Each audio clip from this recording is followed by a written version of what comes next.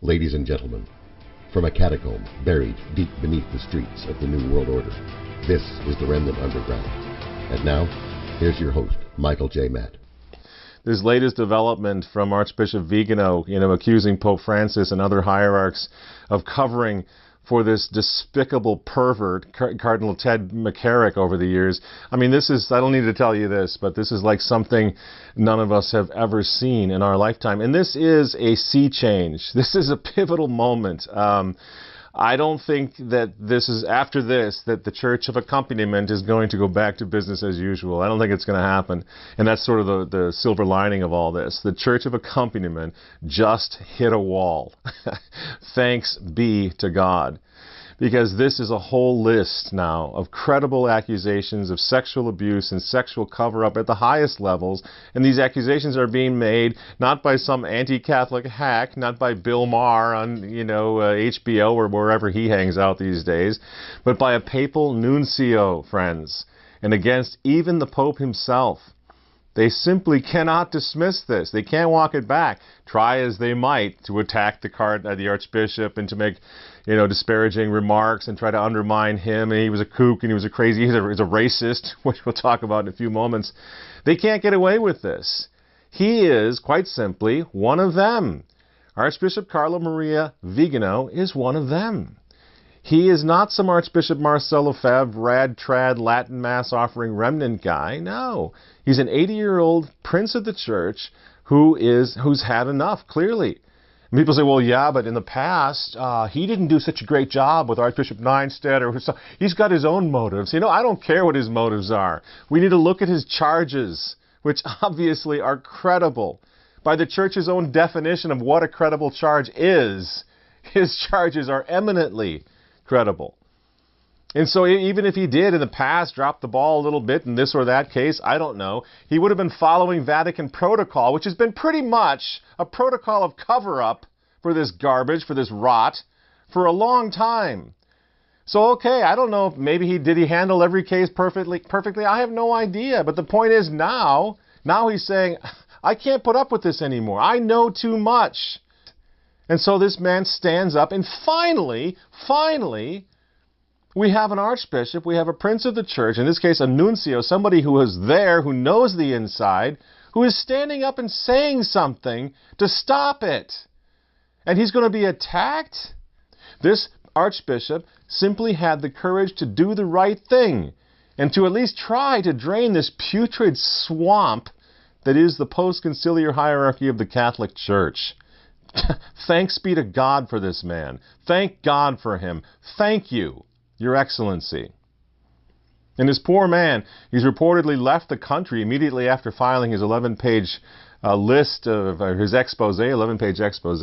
He had to leave the country, and he's still in hiding, apparently fearing for his life.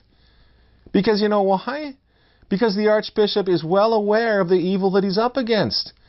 I don't like to say this, folks, but it seems to me the fact that he immediately went into hiding suggests he knows darn well that he is up against mafia-styled thugs that might even take it upon themselves to take out an archbishop who breaks ranks, right? This is what we're dealing with in the Catholic Church today. And yet Pope Francis the humble, he's not going to say a single word. Did you see this? It's worth watching again. He is not going to say one word about it. Check this out. Io ho letto questa mattina quel comunicato. Ho letto e io dirò sinceramente che devo dirvi questo. A lei e a tutti coloro di voi che sono interessati. Leggete voi attentamente il comunicato e fate voi il vostro giudizio. Io non dirò una parola su questo.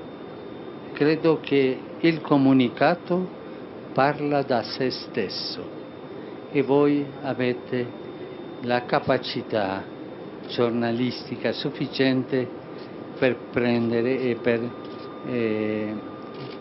le conclusioni. È un atto di fiducia. Quando passi un po' il tempo e voi avete le conclusioni, forse parlerò, ma io vorrei che la vostra maturità professionale faccia questo lavoro. Vi farà bene, davvero, My goodness. This is the best that Greg Burke and company can do over there in the Vatican? I mean, this has got to be the most staggering implicit admission of guilt that I've ever seen. That's the best they can do? What else are we supposed to conclude from this other than that they know, they being the Vatican, Burke, Bergoglio, they know darn well that Archbishop Vigano has got the goods on them, that he took copious and careful notes, that he's a Vatican insider, that he was a diplomat, that he had to cover himself, and so he's got the paper trail. They know it. They have one card to play. Discredit him. Shoot the messenger. That's all they've got. And media people, you can, trust me, that I would never do something like this. I can't believe he tried that. These are the folks of the media, the people that Francis has consistently attacked for being purveyors of fake news. Now he's going to let these purveyors of fake news use their discretion and use their good judgment to decide if the Pope is guilty of these crimes? I mean, Archbishop Vigano's accusations are textbook, they fit the textbook definition of credible. And Francis isn't going to say one word. Why not? Why is that, Your Holiness? Let's talk about that for a moment, shall we? Could it be perhaps because Archbishop Vigano, a longtime Vatican diplomat, is the fly on your wall and he knows all the secrets? Because that certainly is what it looks like from here. And by the way, if Pope Francis is innocent, as I hope and pray he is, because no practicing Catholic wants this to be in the news, that the Pope is guilty of such horrific crimes and sins. I want him to be innocent. I want the investigation to move forward. But if the Pope is innocent, then say as much. And beg forgiveness on behalf of the Church that this has happened regardless of innocence and guilt. Express remorse, Holy Father. Weep over what's happening to our Church, the scandal that we all feel in our hearts. Do you think that they've forgotten? Do you think the world has forgotten the name Cardinal Bernard Law, for heaven's sakes? It's not like these charges come from out of left field, come out of nowhere. For 25 years, the accusations of the whistleblowers have been justified. The charges of the victims have been justified, which is why dioceses all over the country, all over the world, are going broke, filing bankruptcy because they're losing in court. Because these charges are justified, because the priesthood, the hierarchy of the Catholic Church has indeed become a cesspool. Yeah, certainly the media, they're biased. I get that, because that's one of the other things we've heard, even from several bishops. Oh, the media is biased. This is happening everywhere. They're picking on us. Really? Yes. Certainly, the media concentrate on Catholic abusers and Catholic cover-ups more than any others, but there's a reason for that, right? We understand it, we get it. Everyone knows the horrific abuse, sexual abuse, is happening across the board. Of course, it's happening in churches everywhere. Synagogues, mosques, all denominations of Christianity. And in public schools, by the way. The reason the Catholic Church is singled out like this is because she has always held the bar higher. Because she is called to a higher standard as the one true church of our Lord and Savior Jesus Christ. As such, she should be singled out. Her sin is greater than that of others. Other denominations that have no access to the sacraments. They don't have any sacraments. They don't have the real presence of Christ in the Eucharist. They don't have a consecrated priesthood. No, friends, the Catholic Church has the grace to know better. That's why this is such a big story. So, of course, the media have been in a feeding frenzy. Some even attempting to make this all about pedophilia in an obvious attempt to protect their LGBTQRSTUV friends. But nice try. The evidence shows that the clear majority of clerical sexual abuse victims across the board, the majority are, wait for it, male, whether minor or adult. In fact, the story this week really should be that the media are not coming for Francis. They would have ripped Benedict in half, demanded his head on a silver platter if this had happened to him. But not Francis. Now, why should that be? Folks, don't you see what's happening here? It's because Francis is one of them. It's because he's with them on the LGBTQRS agenda. It's because he's with them on climate change. It's because he's with them on illegal immigration. It's because he is a George Soros guy fighting for a world without borders. He's with them on the whole New World Order thing. Yeah, of course he gets a pass. He's their boy. The world loves Francis. And you know what? All you defenders of this man, why does the world love Christ Vicar so much when they hate Christ so much that they've banned him from their countries, ripped his crucifixes off the walls of their public buildings? They hate Christ. They hate his church. Oh, but isn't it something? They love his vicar.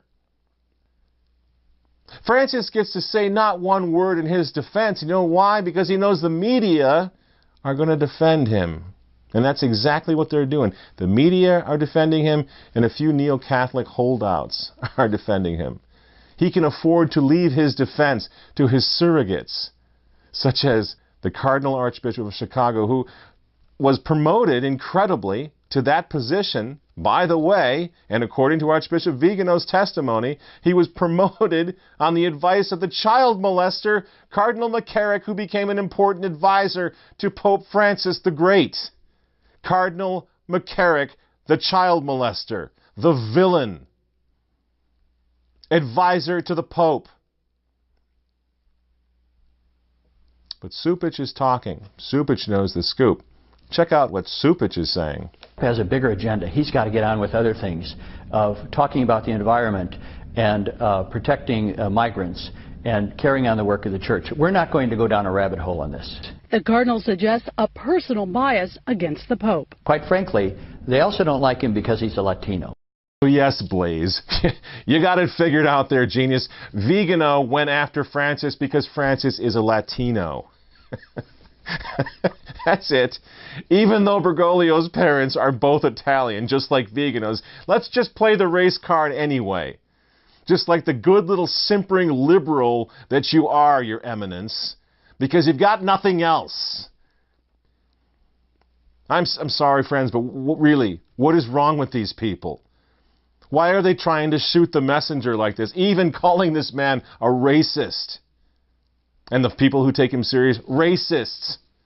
What are they so afraid of that makes them so intent to shoot the messenger?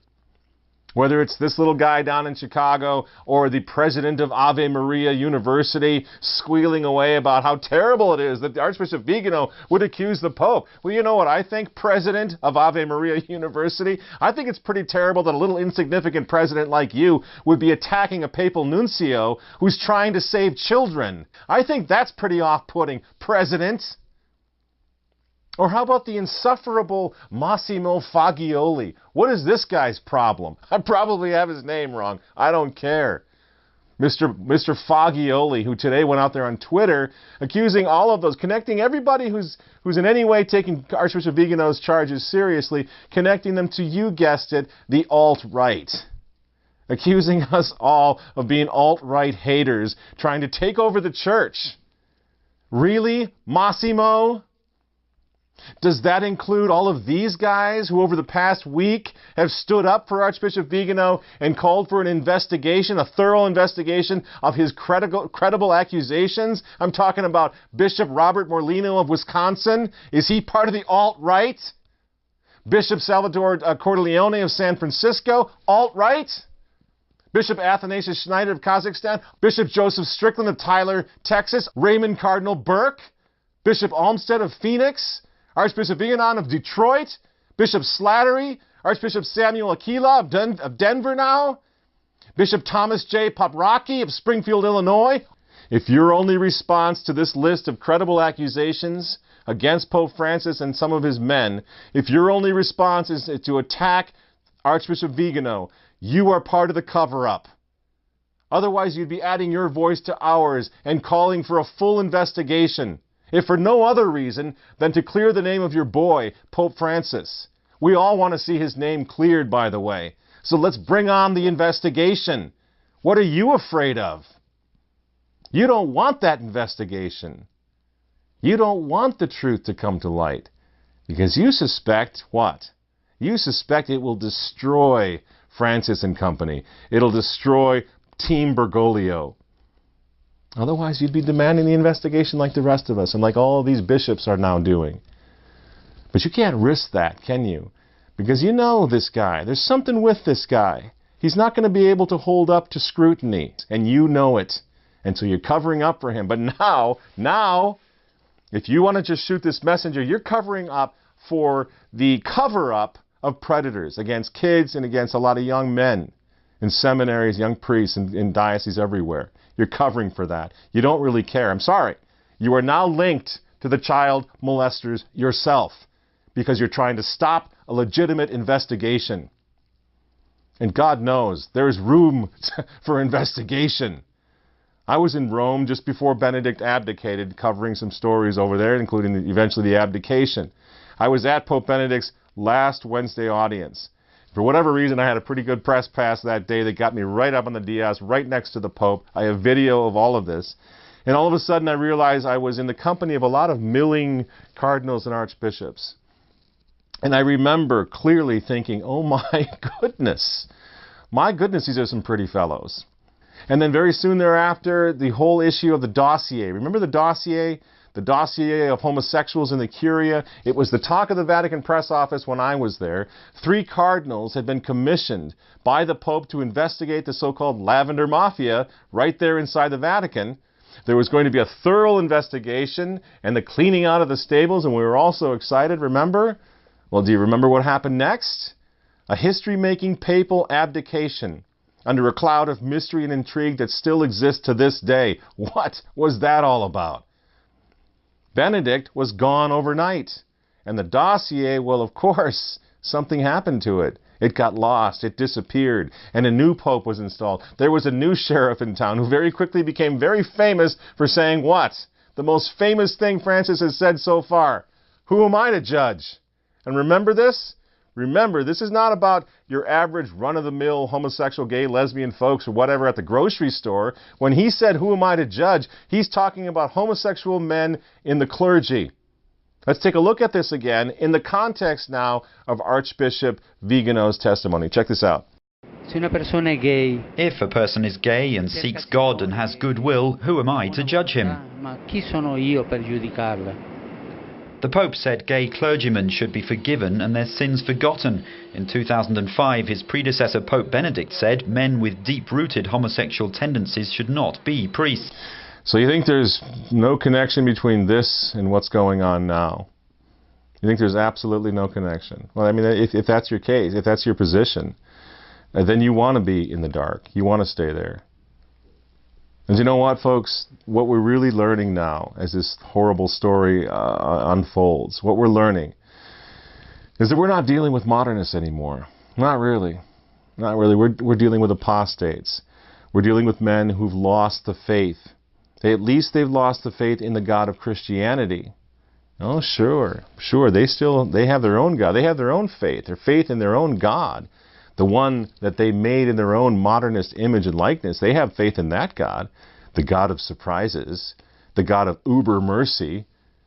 They don't believe in the God of judgment, of course. This is why they stopped talking about heaven and hell and sin decades ago. This is why so many of them tell us that if hell exists, well, there's nobody in it. Because their God, the God of modernism, is the God of presumption. And that God would never damn anyone. This is vintage Martin Luther, if nothing else.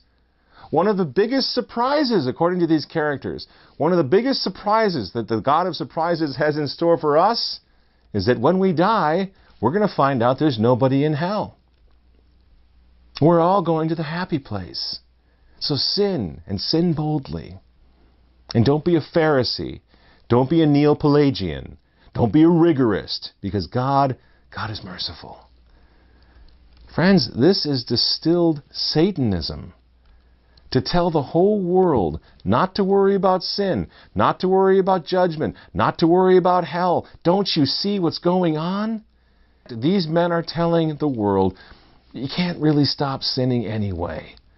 You know, and these wretched hierarchs who are preying on young men, on kids, on boys, they truly believe this.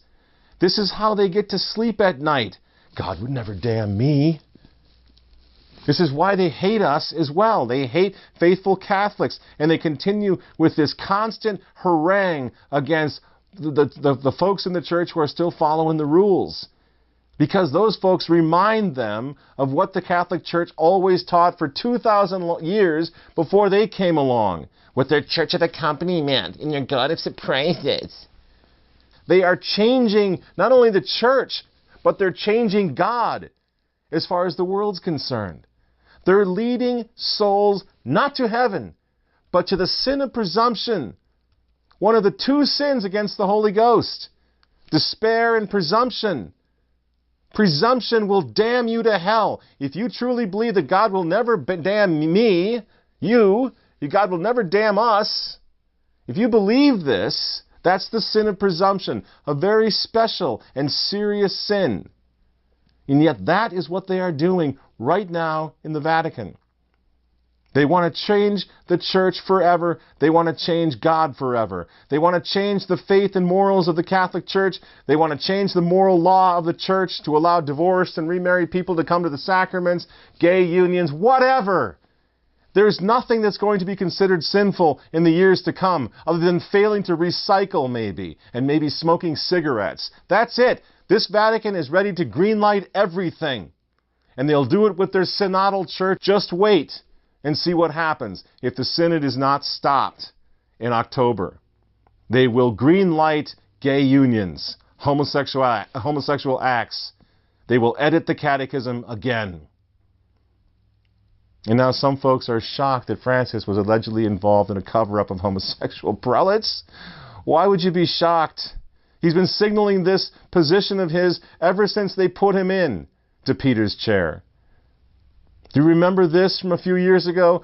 Francis meeting with his old homosexual friend who's married to another man. I know we played it before, but in the context now of these new revelations of Archbishop Vigano, let us watch this video, short video, one last time. Check it out. Oh my gosh.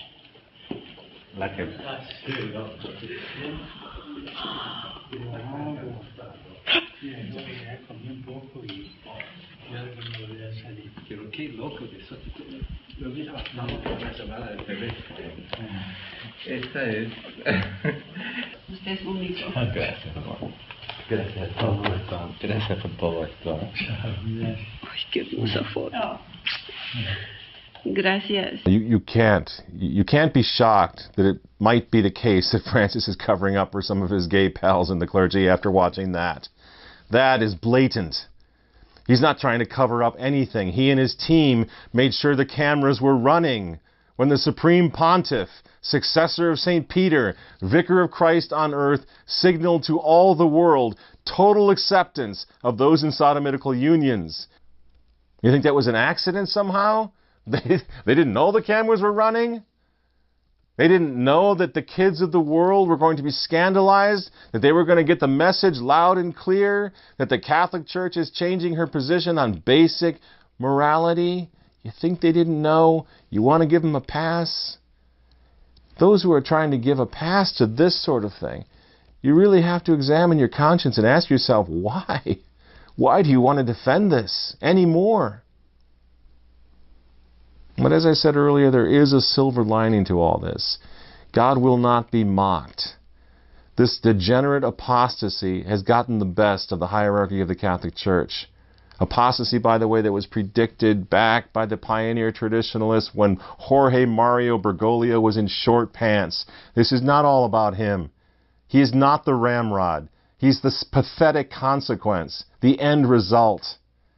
So we're really not that interested in calling for his resignation, because at this point, if we don't use this moment to wake people up, at this point, we'll just get another modernist in there who will continue the same programs.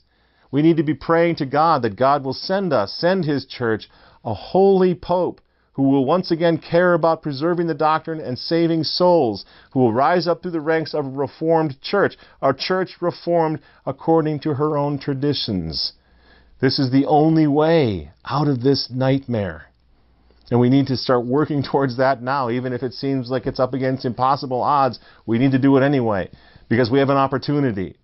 The wheels are coming off this revolution, and we need to use this moment wisely. We must look at the fact that the church is occupied and has been occupied by the enemies of Christ, enemies of Catholic tradition, men who destroyed how Catholics believe a long, long time ago, and they did it for a reason. Lex orandi, lex credendi. Been saying it for half a century. They know it. We know it. If you destroy how someone prays, how someone worships, you will destroy how that person believes. And so they went after the traditional Latin Mass. They went after the liturgy. Remember?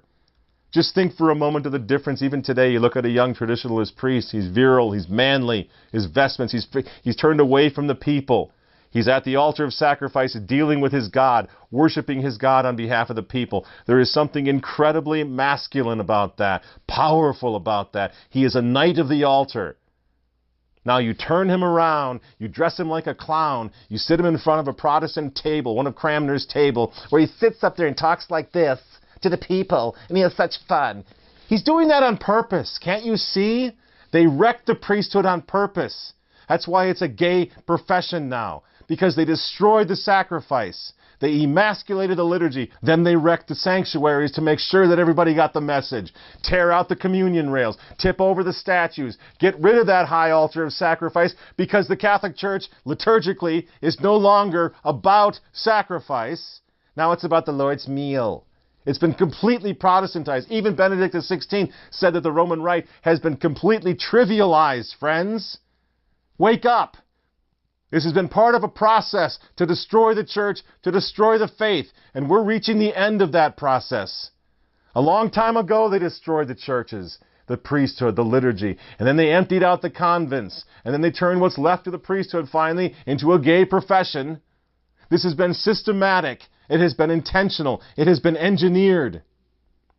And our lives as Catholics and the future of our children depend on what we do now, together, united behind these enemy lines in occupied territory. This is no longer about traditional Catholic versus non-traditional Catholic. That's not what it's about anymore. You do not need to be a traditional Catholic to see that the church has been taken over, has been occupied by her worst enemies. And it was a long time ago that this happened. Long before Francis. Whoever wishes at this point to remain Catholic will, I believe, become a traditionalist by default. Now that the scales have fallen, now that the blindfold has been removed. And so there is reason, there's every reason in the world for all Catholics, for all of us now to unite against this common enemy who betrayed the fort and breached the walls of the church that we all love. We cannot leave the church. We cannot leave this castle which is under siege. Yes, they've breached the walls. Yes, they've taken positions of authority in our church. It doesn't matter. We need to get them out. We need to throw them out of the castle, throw them out of the fort.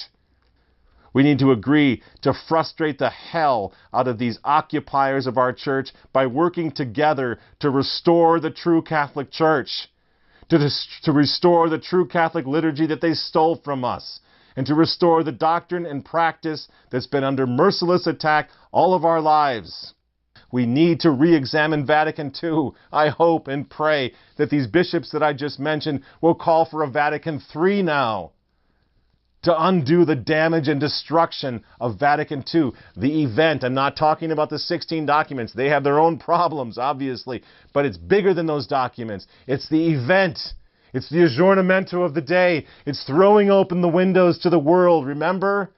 Turning the priest around, changing Vatican II didn't call for all these things, but the spirit of Vatican II surely did. They knew, those who occupied the council, who took over the council, they knew that spirit was going to do its job, and it has, and we need to re-examine that now, today, that we can see so clearly where it all was leading all along. It's time to wake up to what really happened. And let's use this moment to sit down with each other now with 20/20 hindsight vision and consider the possibility, just the possibility at first, and then we'll move on to bigger and better discussions. But let's at first just consider the possibility that these modern churchmen and their modern liturgies and modern prayers and new orientation and church accompaniment have always been about one thing: destroying the church by destroying us, by destroying the faith of our children, by destroying what we Catholic men believed, what our fathers and what our grandfathers believed, by causing us to lose that faith, by destroying how we pray. That was their agenda. And this is what it's led to. Massive degeneracy in the hierarchy all the way to the chair of St. Peter itself.